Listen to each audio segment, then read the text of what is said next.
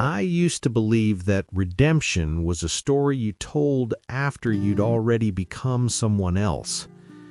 Let me tell you how a prison librarian with a smuggled harmonica, a woman who mapped invisible cities, and my own unforgivable mistake taught me that second chances aren't given. They're built, choice by choice, from the wreckage of what we broke.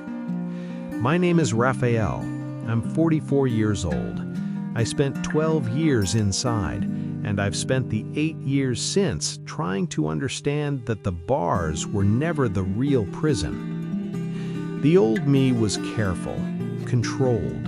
I measured every word, every interaction, every risk against the accumulated weight of my record, my reputation, my permanent address on every form. I worked in the prison library. Not officially, my conviction made sure of that, but because the librarian, Mrs. Chen, believed that even men with numbers instead of names deserved stories. She let me reshelve. She let me recommend books to other inmates. She let me feel useful, which was more dangerous than feeling nothing because it reminded me what I'd lost. I told myself I was surviving, managing, doing my time with the minimum damage, preparing for release, for the life I'd pieced together on the outside. What I was doing was rehearsing a performance of rehabilitation, learning the script without believing the story. Because the story, my victim story, my family story, the community story, was that I was irredeemable, and I agreed with them. I just wanted to serve my time without causing more harm. The breaking point came 3 months before my release. A letter, not from my sister, who'd stopped writing years ago, not from the victim's family, who owed me nothing, from the daughter I'd never met.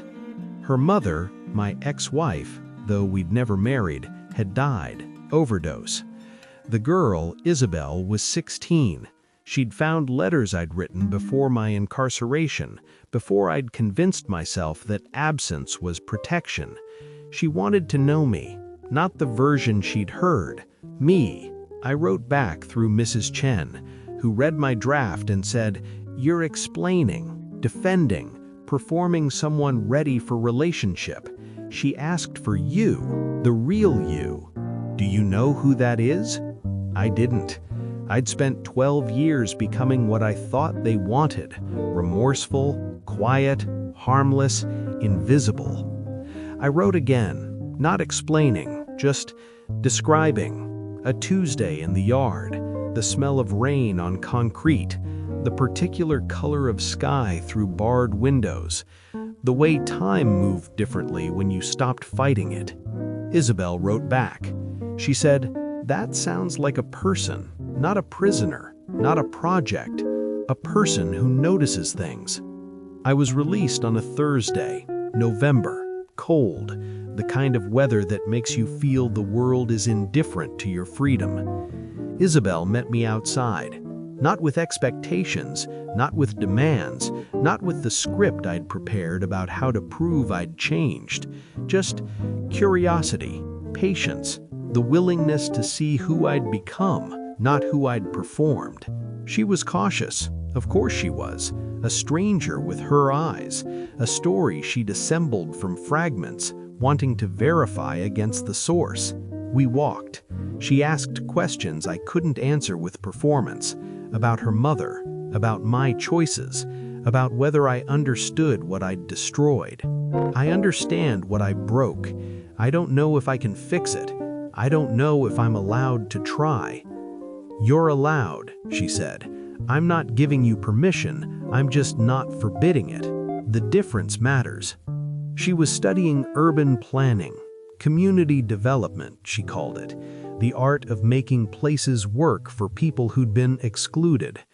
I recognized something, not expertise, I had none, but the pattern, the way I'd learned to see prison, not the walls, but the spaces between, the unofficial economy, the communication systems, the human connections that official maps ignored. I see invisible cities, I said, interrupting her. I spent 12 years in one, learning what the official maps don't show, who actually has power, who actually helps, where the real connections are.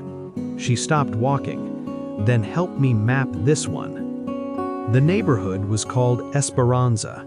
Officially, it didn't exist, zoned industrial, technically condemned, home to 300 families who'd been promised relocation 20 years ago.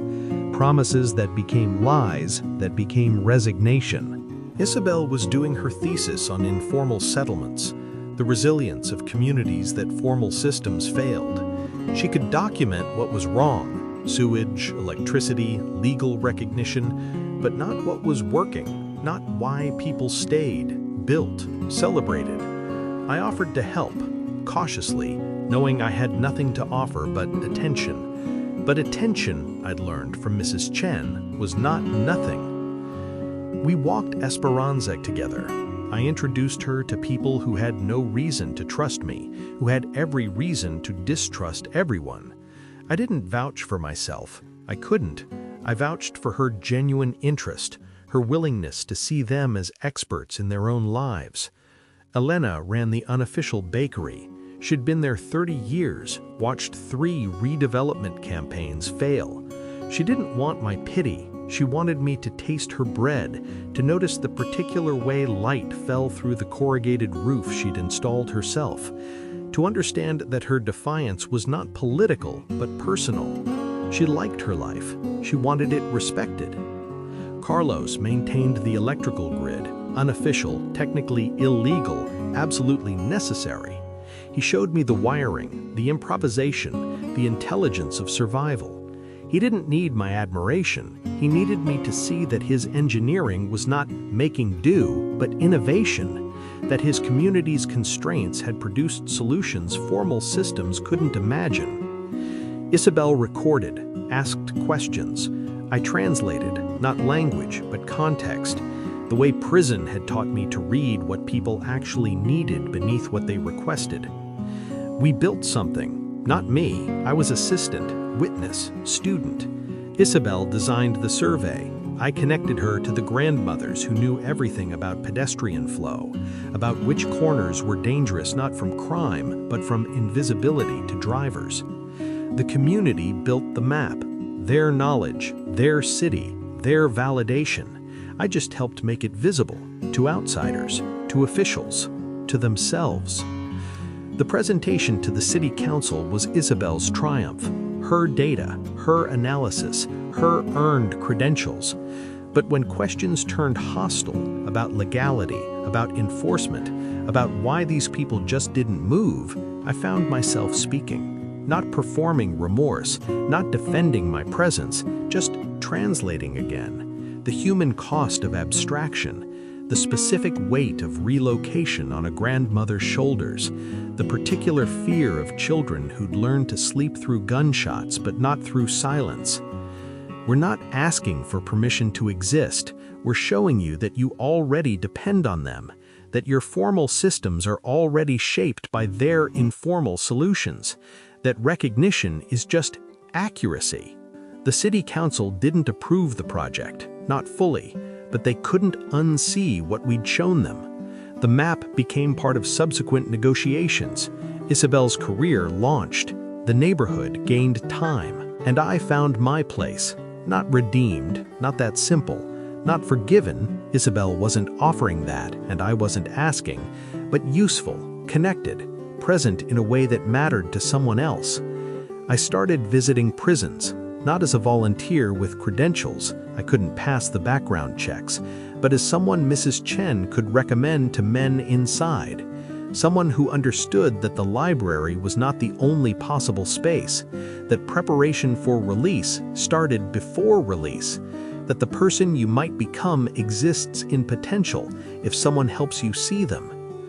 I write to Isabel weekly, not as a father, I'm still learning what that could mean, but as a fellow cartographer, someone who understands that second chances aren't given. They're built together from the materials at hand. The lesson, if you need it, We carry our worst choices with us, not as chains necessarily, as architecture, the foundation of whatever we build next.